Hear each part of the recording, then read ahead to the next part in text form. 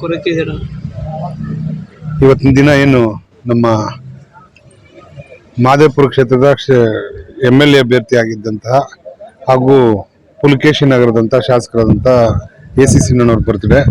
ಆ ಬರ್ತ್ಡೇ ಪ್ರಯುಕ್ತ ನಾವು ನಮ್ಮ ಬಿದಿರಳ್ಳಿ ಬ್ಲಾಕು ನಮ್ಮ ಭೂನಾಯ ಮಂಡಳಿ ಸದಸ್ಯರಾದಂಥ ಬೆಂಗಳೂರು ಪೂರ್ವ ತಾಲೂಕು ವರುಣ್ ಅವರು ಹಾಗೂ ನಮ್ಮ ಬೆಂಗಳೂರು ನಗರ ಜಿಲ್ಲೆ ಉಪಾಧ್ಯಕ್ಷರಾದಂಥ ಚಂದ್ರ ಅವ್ರ ಜೊತೆ ನಾವು ಬಂದು ನಮ್ಮ AC ಸಿನ್ನಣ್ಣವ್ರಿಗೆ ಹುಟ್ಟುಹಬ್ಬ ಶುಭಾಶಯ ಕೋರಿದ್ದೀವಿ.